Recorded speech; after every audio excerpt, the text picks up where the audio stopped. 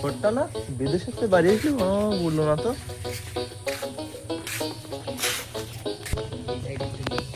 আরে বাড়ি আসলি? ভাই ভাই ভালো আছো তুমি? অনেকদিন পরে ভালো ভালো। তুই আসবি তো বললি না। আমি আসলে আমার সে আগের নাম্বারটা হারিয়ে গেছে, সমস্যার কারণে জানাতে পারিনি। বাড়ি এলাকার কত পরিবর্তন হয়ে গেছে। আগে এলাকায় বড় খেলার মাঠ ছিল, কত খেলা করেছি, কতদিন পরে আসলাম। এলাকা অনেক পরিবর্তন হয়েছে। আরে ভাই না, হ্যাঁ কি অবস্থা? ভাই ভালো আছিস? হ্যাঁ ভালো আছি। কতদিন পর দেখা হলো ভাই। ভাই তুই শুরুই গেছে কেন? বিদেশের খাবার তো খাওয়াই তো আর ভালো দেয় না। ভাই কতদিন থাকবো, আবার কি যাবা নাকি? না আর যাওয়ার চিন্তা ভাবনা নেই, দেখি ভাই বিয়ে কিছু করা যায় কিনা, দেশে কিছু করা যায় কিনা দেখি। আসলে বিদেশে তো অনেক কষ্ট, আসলে যারা থাকে তারা আসলে জানে। বোঝা যাচ্ছে আপনার মুখ দেখেই বোঝা যাচ্ছে যে কত কষ্ট সব শরীর টরীর শুকিয়ে এই জন্য গেছে। চিন্তা ভাবনা করেছি আর যাবো না, দেখি। আচ্ছা আচ্ছা ভাই, পরে দেখা হবে। ঠিক আছে তাহলে আসিস, বাড়ির উপরে আসিস। ভাই কি করো বসে বসে?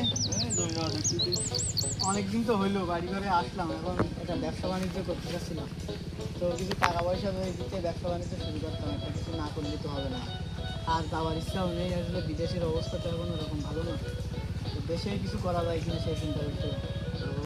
এই টাকা পয়সা আবার বাপ মামা অসুস্থ ছিল, মারা গেছে, বাড়িটা বানাইছি। ভাই আমি তো মনে করো সব টাকা পয়সাই তোমার কাছে পাঠাইছি, তুমি বড় ভাই দেশে আসো, এখন এই জন্য সব টাকা তোমার কাছেই পাঠাতে হবে। দেখিস তো কি করেছি, বাপ মা অসুস্থ ছিল, মারা গেছে, বাড়িটা করেছি, এই জমি জায়গা পুড়ে গেছে, এইখানে দিয়েছি। কিন্তু আমি তো আসলে নিজের জন্য কিছুই গোছাইনি, সব টাকা তো পয়সা পাঠাইছি। নিয়ে আমার কাছে যা দিলি এই করেছি, এই আছে। ভাই কিন্তু আমি তো সব তোমার কাছে দিছি, তুমি কিছু করবা বলি, বড় ভাই বলি।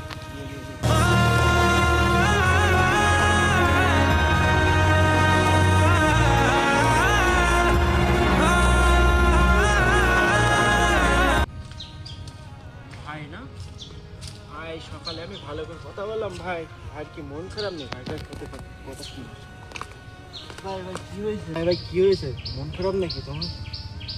না মনটা খারাপ, আসলে অনেকদিন পর বাড়ি আসলাম, ঘুরতে ঘুরতেও ভালো লাগতেছে না, কোনো কিছু ভালো লাগছে না। ভাইয়ের সাথে বললাম টাকা পয়সা কিছু দিতি, দেশে ব্যবসা বাণিজ্য করবো, কিন্তু ভাইও অস্বীকার করতেছে, কোনো টাকা পয়সা দিতে আসছে না।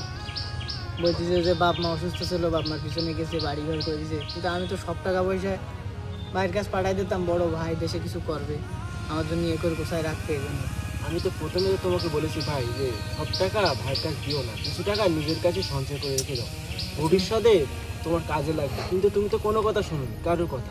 আসলে নিজের মতন ভুল হয়ে করেছে গেছে। সব কিছু। নিজের ওই সময় নিজের কিছু করা উচিত ছিল, নিজের জন্য কিছু রেখে তারপরে বাড়ি দেওয়া উচিত ছিল, সব বাড়ি পাঠানো উচিত হয়নি। এখন তো বুঝতেছি, এখন তো ভুল বুঝে কোনো লাভ নেই ভাই, যা হবার তো হয়ে গেছে। এখন তো আর কিছু করার নেই। আচ্ছা ভাই থাকো তাহলে, কি ব্যবস্থা করো তুমি করো। ঠিক আছে যা তাহলে।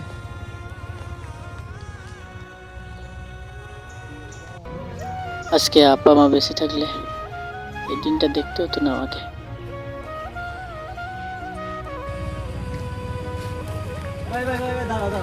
কোথায় যাচ্ছ? এই বাজারে দিক যাচ্ছি।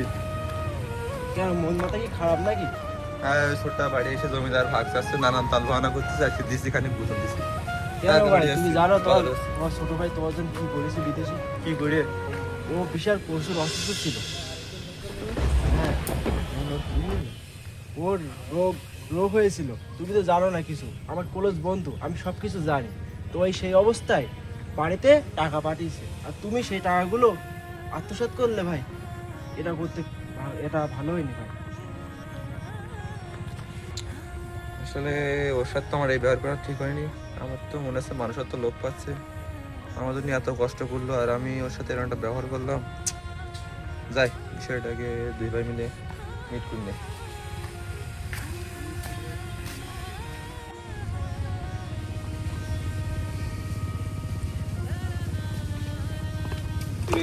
মন মারা পুকুর পাড়ে বসে রয়েছে, যা গ্রামটা ঘুরে যায়, অনেক কিছু বাড়ি আইছি গ্রামটা।